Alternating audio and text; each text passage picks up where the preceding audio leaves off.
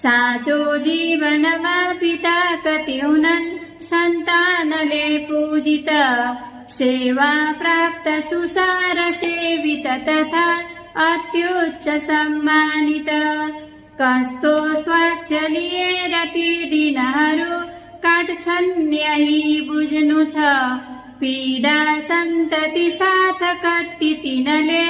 साट्छन् यही बुझ्नु छ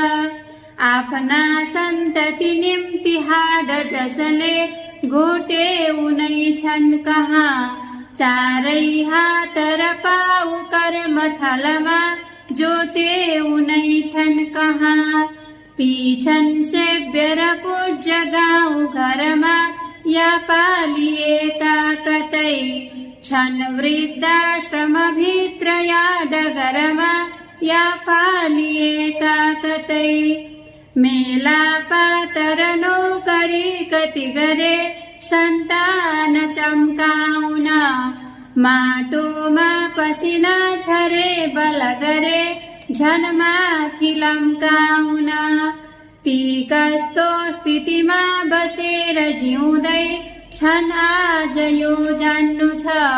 ती कस्तो विषकाल कुट पिउँदै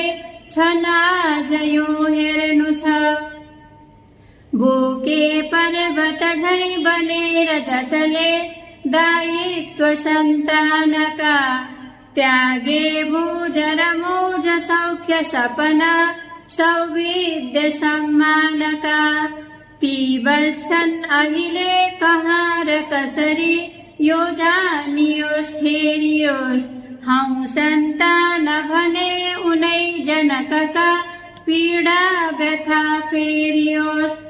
एउटा फोन गरी तिरिन्छ कसरी कर्जा पिताको भन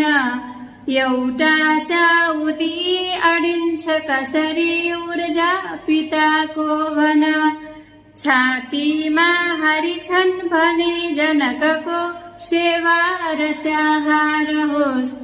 इच्छा जे छ बुझेर पूर्ण गरियोस् मिष्ठान्न आहार होस्।